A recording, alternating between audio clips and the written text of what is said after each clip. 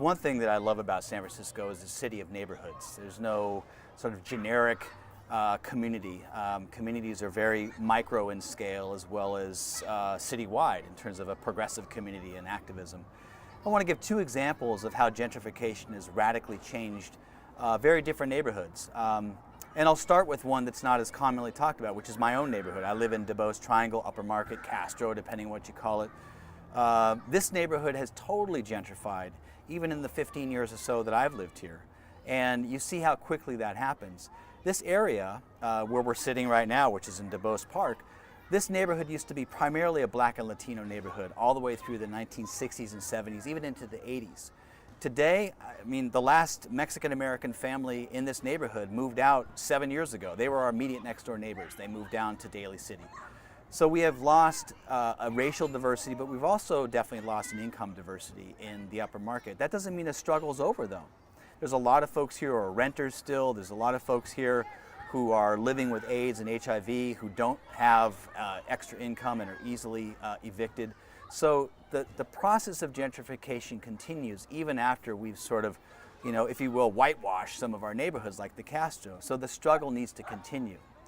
The other example is the Mission District. It gets a lot of attention, and it should. One of the things that's been really shocking over the last 5 years is the data that we've seen about the outmigration of Latinos from the Mission and completely changing the kind of cultural identity that's long been part of the Mission District.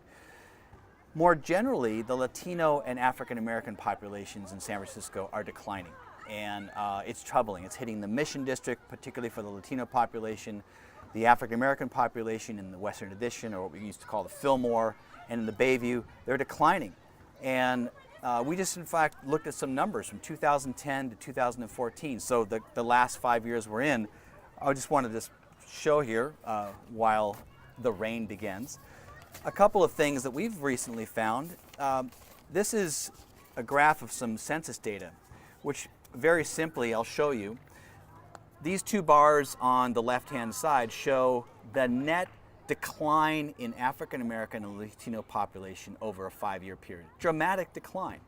There's been a slight increase in the Asian Pacific Islander population citywide, but look where the most dramatic increase is in the white population or the non-minority population. Now, I'm not saying there's something wrong with having, you know, Anglo folks moving to San Francisco, but when you start seeing such an imbalance or a rebalancing of the racial diversity of San Francisco, I think it's a real cue or a clue that we have a huge gentrification crisis on our hands, and it has a real racial dimension to it, and that ends up affecting specific neighborhoods.